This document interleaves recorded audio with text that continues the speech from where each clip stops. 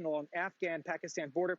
It wants to create an Islamic state in Pakistan, and it has been revived and emboldened by the Taliban's recent victories in Afghanistan. Also, it's fueling recruitment and funding even more violent activities in Pakistan. In the United States, lawmakers on both sides of the aisle have called into question whether the United States should even still treat Pakistan as an ally. Remember, Pakistan gave shelter to Osama bin Laden and is accused of supporting state-sponsored terror. According to the U.S. Embassy and Consulate in Pakistan, the U.S. has given Pakistan $6 billion since 2009. And in the last year, the United States has given more money to Pakistan than any other nation. Reporting live from Tel Aviv for Newsmax, I'm Daniel Cohen. Now back to you. All right, lots of instability in the region. Daniel Cohen, thank you very much. That's right. Turning now to the House hearing on the botched Afghanistan withdrawal, Congressman Jim Banks pressing General Mark Milley over allegations about Milley's written notes in Bob Woodward's new book, Peril, categorizing Newsmax as domestic terrorists. Watch.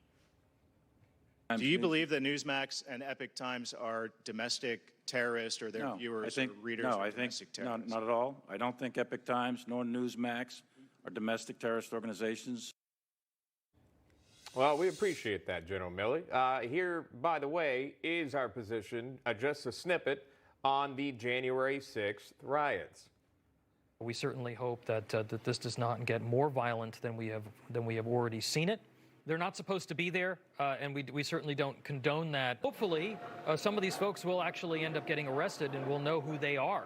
Going through a police barricade or overrunning a police line is also something that is, certainly not to be encouraged. This is clearly, I think, crossed the line. This is a tragedy for America. This has to stop now. I don't get the point of anyone watching us or on social media excusing what's happened. This will go down as one of the darker days in American history. I think condemning the violence is important, solving the situation, and trying to figure out how this happened is all very important. Again, a national embarrassment, a national crisis, and that's not a partisan view or even a journalistic view. It's an American view. We here have condemned violent protests and riots of all kinds on this network. What really bugged me was the vandalism inside, that you're seeing some of the video now, the vandalism inside the nation's capital. Completely unacceptable. And let's be quite clear here, huh? We condemn the violence. We condemn it, all right? The people who did illegal things must be arrested. The images that I've seen this afternoon at the Capitol frankly disgust me. Violence has no place in our society. Destruction of public property has no place. Disrespecting law enforcement is not acceptable. This is un-American. This is not what we do. We are better than this, and we must denounce this. And that has always been our position. That's just a minute and a half. If we could go on and on and on. Let's bring our panelists back in. And you may have heard Rich Valdez, by the way, joining us now in this panel as well. Morgan Zagers, Mark Halperin. Mark, I heard your voice in there. Obviously, you were part of this coverage and clearly denouncing what happened on January 6th, clearly denouncing this being un-American. Why did Newsmax get brought up, in your opinion, during this hearing? I think it's all part of the partisanship that exists in the tribal sectors of Washington, D.C. Sean, you are a little bit scary. I think that might play a role here as well. He's not bad. Only on air. That's when he brings a serious face. Off air, he's cool. But Morgan, the fact that General Mark Milley is talking to a journalist who's then trying to sell some books, what does that say about the priority of his time? Well, yeah, spending time doing that and also spending time talking to our political enemy, Communist China, I would say his priorities aren't exactly in line with those of average Americans. What I'm more concerned about when I see this kind of stuff from our top military leaders is that America is going through some tough times right now. And I would say that we are going through the checklist of history of what happens when a leftist uprising takes over a country. And so you have the indoctrination of children in public schools. You have the weaponization of the bureaucracy against political thought leaders, the totalitarian of removing people who dare to commit wrong thing from the public square. And most importantly, you have the politicalization of the military. And we're seeing that right now with Milley. And I think it's disgusting. I think it's concerning. And people need to see the bigger picture here of what it represents. We also need to understand the bigger picture that, we talk about Newsmax denouncing the January 6th riots, clearly showcase that. But we've also denounced the summer riots where Precincts were taken over. Autonomous zones were set up. People were killed, by the way. Federal buildings, monuments defaced. None of this was right. We had several issues, not just Jan 6, but the summer 2020 riots as well. Rich Valdez.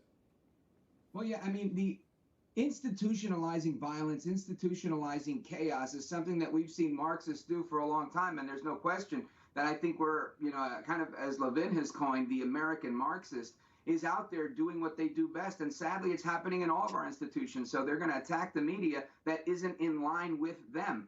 And sadly, Newsmax falls into one of those categories where you tell the truth and you have an opinion that's contrary to the status quo in Washington. So they're going to come at you. But this embracing of violence last summer, that was okay. That was mostly peaceful. But of course, January 6th was the end of the world. And of course, you do want to condemn violence all the time because America was built on virtue. And it's that idea of virtue, I think, that's under attack today. Yeah, absolutely. Any violent issue is unacceptable. I think we've established that pretty well here. But Mark, when you're talking about these top generals speaking to members of the media and members of the media who, again, want to profit off of what's being alleged in their writing and their books here, talking specifically about peril, how does that sort of change the trust that we have in our top leaders and their priorities and how they claim to be apolitical, and yet there's clearly an agenda from at least this one author? Yeah, look, I'm all for openness and government officials cooperating, but I think for a general still in his position to talk to a book author and to tell a self-serving narrative that makes him look great and where the account that's published is clearly from the point of view of that one person rather than a broader view. I've got a problem with that, and I think the Pentagon should look at its policies, because it's one thing to provide information to the public in the public interest. It's another to spend time telling these self-serving stories. Yeah, I was trying to look through my notes because yesterday another congressional member hard line to General Milley. I don't appreciate that. I don't like that. I don't agree with it. Right. That you are speaking with authors. And again, as Senator Blackburn got him to point out, it was multiple authors that he has spoken with in that hearing. All right, that's going to do it for this hour. Rich Valdez, Mark Halpern, Morgan Zegers, thank you so much. A new hour of National Report starts right now.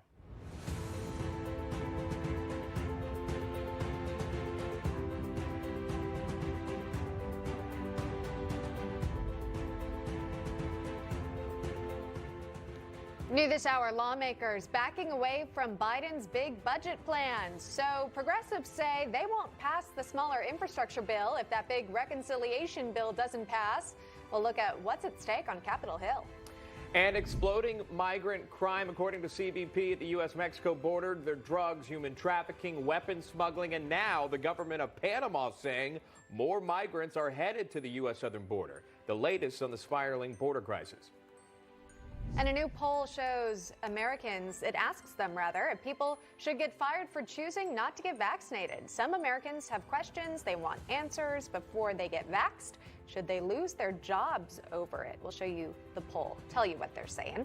Hello, everyone. Welcome to a new hour of National Report. We're glad you're here. I'm Emma Reckenberg. I'm Sean Kreisman. It looks like the government might not shut down tonight at midnight. Senators cut a deal at the 11th hour. Lawmakers set to vote on the bill that would continue funding government operations. That vote set in about 29 minutes from now.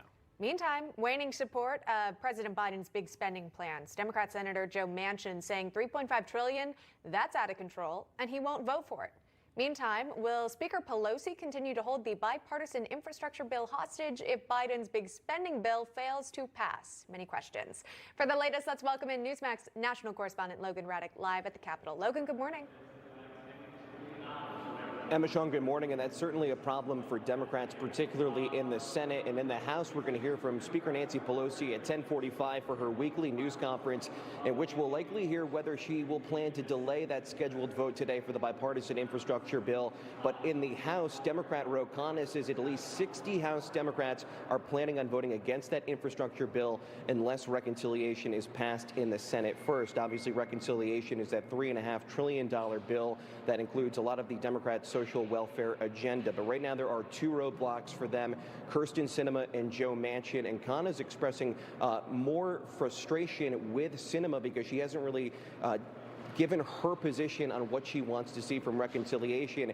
But Joe Manchin last night really dug his line in the sand in terms of saying what he wants to see. So Senator Manchin releasing a long statement in which he said in part, quote, while I'm hopeful rather that common ground can be found that would result in another historic investment in our nation, I cannot and will not support trillions in spending or an all-or-nothing approach that ignores the brutal fiscal reality our nation faces. The amount we spend now must be balanced with what we need and can afford, not designed to re-engineer the social and economic fabric of this nation or eventually tax for the sake of wishful spending. Senate Majority Whip Dick Durbin says that Sinema and Manchin have to come to a determination of what they want as soon as possible. All right, Logan, we'll keep watching. Now it's time, I would say, for both senators, make your mark and close the deal. What is it that you want? What is your final goal? It's time to stop talking around it and speak directly to it. So again, that's where the Senate stands right now. They need Manchin and Sinema to make up their minds. But if that infrastructure vote comes before the House today, you can expect dozens of Democrats to vote against it. Back to you. All right, we will be watching closely. Logan Raddick, thank you very much. All right, turning to 2 explosive days of testimony from Pentagon leaders, General Mark Milley, Secretary of Defense Lloyd Austin, General Kenneth McKenzie. General Milley now admitting the Afghanistan withdrawal was a, quote, strategic failure, but the general also defending his calls to China during the end of the Trump presidency. Watch this. You said you were concerned about him when you made the call to China. No, I didn't. What I said to the call to China was I guarantee you that President Trump is not going to attack you in a surprise attack. I was carrying out his intent, President Trump's intent, in order to protect the American people and prevent an escalation or an incident. Yeah, one of the many moments there. Joining us now is Tennessee Congressman and House Armed Services Committee member Scott DesJarlais. Congressman, thank you so much for coming on. We do appreciate that. Congressman, first question right out the gate for you. What is your biggest takeaway from these Pentagon leaders and answering questions from you and your colleagues? Well, I'm glad that they came to answer questions because we're looking for accountability on this. And it seems like they're pointing fingers in several directions. The military leaders seem to be pointing to the State Department or Biden, who didn't take their best military advice on several things. And, the State Department is saying other things and not giving answers. Biden said the buck stops with him. And it seems as if, he wants to blame President Trump, but no one's claiming accountability on this. Yeah, that's one of the things I brought up during our coverage yesterday. It seems I've heard Trump's name more than I've heard President Biden's name, though Biden was praised for withdrawing our troops many times on record during that hearing. And then you point to this, General Milley playing the blame game over the botched Afghanistan withdrawal here. And this is a quote. It says, in a classified briefing with senators on Tuesday, Joint Chiefs Chairman Mark Milley directly blamed the State Department for a botched evacuation from Afghanistan, saying officials, quote, waited too long to order the operation out of Kabul's airport. 2 sources with direct knowledge of the briefing told Axios. Your response to that, again, shifting the blame to the State Department, and really, did you learn something from that the State Department ran the show, essentially? Well, it does seem like the State Department was running the show. Ranking Member Rogers spent his 5 minutes on that, establishing the fact that the State Department made the decision to abandon Bagram Airfield. I think in their best military judgment, they would have known that Bagram would have been a more strategic location to conduct this evacuation. But what's frustrating was all 3 of them stated that they knew the Afghan army was going to fail. It wasn't a matter of if, it was a matter of when. They just didn't see it coming this quickly, which doesn't make any sense either, because we've been covering that in the months leading up to the failure in the fall of Kabul. So you could see the map change throughout the weeks leading up to it. The intelligence on the ground said no, the Taliban army is advancing rapidly. And for some reason, President Biden was more fixated on his imagery of ending the war on 9/11, that he had tunnel vision and was not going to listen to the best military advice of the generals. So I think the generals are doing the best to cover their boss. They serve at the pleasure of the president, but none of it really adds up when you look at them saying, well, this is what we told him to do. President Biden goes on TV and says, no, none of my generals told me that we needed 2,500 men. All of them are sitting there telling us that's exactly what they told him. And so either he lied to the American people, or it wouldn't surprise me as a physician if he just simply forgot, considering his behavior in the media really since he took office. He doesn't answer his own questions. The media tried giving him softballs, then they tried giving him T-balls. He couldn't do those things. He tells us straight up that he's not allowed to answer questions. So obviously someone's telling him what to do and he's listening. And that's frightening considering he's our commander-in-chief. Well, that was one of the issues that we had here, and specifically myself as a reporter, is that he only sat down with George Stephanopoulos of ABC News, not other news outlets, which may have pushed back on that. Were you advised to keep more troops there? And he says no. I think we have a clip of that. Let's play this. General Milley, it's your testimony that you recommended 2,500 troops approximately stay in Afghanistan? Yes. Their input was received by the president and considered by the president. So someone wasn't telling the truth. It was either President Biden or General Milley there in front of the Senate hearing there in front of Senator Tom Cotton. Who was it? I think the military generals were giving their best advice. Clearly, the State Department and Biden was ignoring it. Again, we don't know who's calling the shots. I don't think it's President Biden.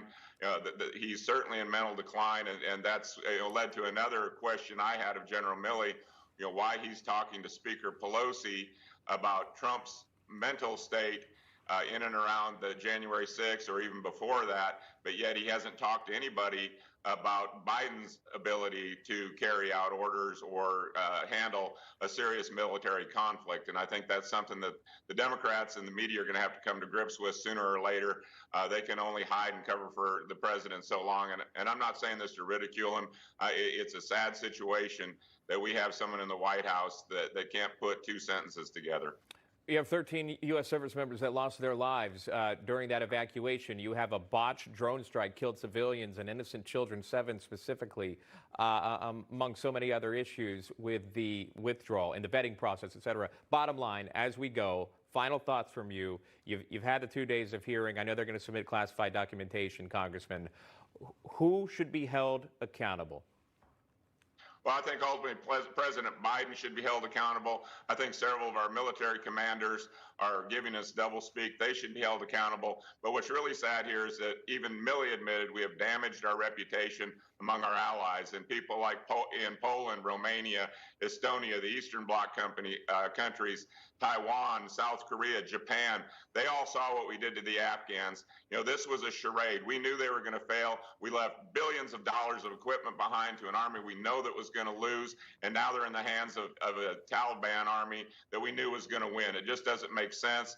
And so many poor judgments were made. We did get some answers to some questions, but there's a lot of unanswered questions. And we still have the big refugee debacle, which is something we could probably spend a whole nother segment on. Yeah. We're supposed to bring out 40,000 people. Instead, there's been 220,000 or 120,000 brought out. They claim 100,000 are left behind. We know Americans are left behind. We know our allies are left behind trying to get out. But yet we have over 100,000 out that we don't even know were vetted, certainly don't have to follow COVID protocols. They're coming to our country, bypassing our immigration system, just like what's going on at the southern border. So maybe that's a topic for another time. But it was good to have these hearings. It'll be good to have the classified hearings, and hopefully we can bring some closure and make the folks that spent 20 years there fighting feel a little better about their efforts. We're so proud of what they did and the way they did their job. And it's really sad that we had to lose 13 lives on the way out, not to mention the civilian lives because of a commander-in-chief that can't handle his job. That's Congressman Scott DeJarle joining us live. Congressman, thank you so much for your time. We appreciate that. Thank you. Coming up, the president, the White House press secretary, and now House Speaker Nancy Pelosi, they're using some math that's not adding up about Biden's spending plan. Stephen Moore joins us next on National Report.